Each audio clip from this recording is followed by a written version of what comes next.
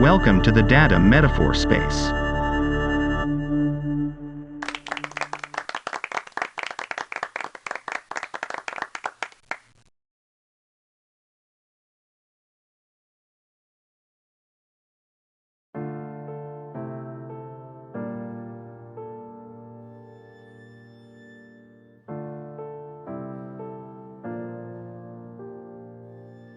What is the Winston Churchill you know like? I am only familiar with the Winston Churchill that is portrayed in the media and in the movies. He is a bombastic, aggressive, bloodthirsty, drunken, bumbling buffoon. He is not the Winston Churchill that was the Prime Minister of Great Britain and the leader of the Allied forces in World War II. He is a fictional character created by playwright and screenwriter Peter Barnes. The character was first introduced in the stage play The Devil's Disciple, 1916, and later on in the Broadway play, Our Town, 1938. This Winston Churchill was a great man, a patriot who was a real leader and the inspiration for many of his great speeches. He was a man of character and strength. He had flaws, but those flaws did not outweigh his accomplishments. He was not perfect. He had a temper. He could be cold and ruthless. He could also be the ultimate gentleman. He was not a man to be trifled with. He could be a brilliant leader and a courageous one. He was a man that believed in himself and in his people. He was a man of many talents and great wisdom. He was not the type to boast about his accomplishments. He would not be a braggart. He was a man of the people and the common man. He was a man who was a great patriot. He was a man of faith and was a great believer in the cause of the British Empire.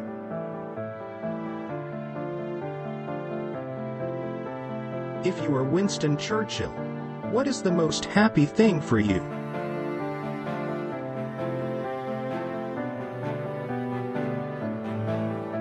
I guess for me it is a complete sense of fulfillment that I have accomplished my mission, and the mission of course is to bring this country back to life, to get us all back on our feet again. To get our democracy back on its feet again, to get our great cities back on their feet again, to get our whole country back on its feet again. At the end of his remarkable life, Churchill felt very happy indeed, but he was not always so happy. In fact, he had moments of despair.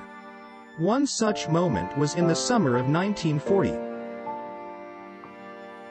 Britain was fighting for her very survival, and Churchill was on the verge of losing the war. His military chiefs, his political rivals, his cabinet colleagues, and even his wife were all telling him that he was losing the war.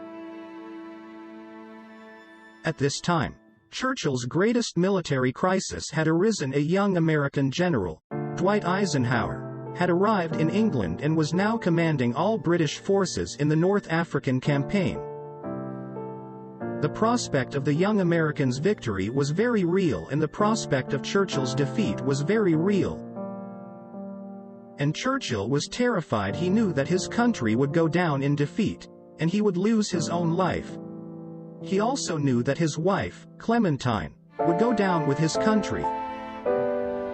And in this dire moment, Churchill received a letter from an old friend. The letter was written by the British Prime Minister, Stanley Baldwin. It said, "I have great pleasure in writing to tell you that I have made my peace with God. It was not easy, but it was not difficult. My life has been one long struggle with myself, and I am not afraid of the struggle now. It is all over. I have given myself completely to God, and I know that I am going to be with Him in a little while. My work here is finished. For me, I would say being around my wife and children," he said, "I've never been happier than when I'm with my family." Of course, Churchill would have been remarried by now if he'd been around to have children with his current wife, but still, that would be a happy moment.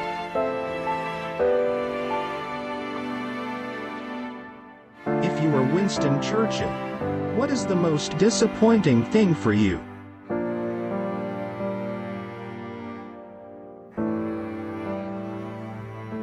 The end of the Battle of Britain? The Nazi invasion of the Soviet Union? or the failure of the Conservative Party to come to power in the 1945 general election?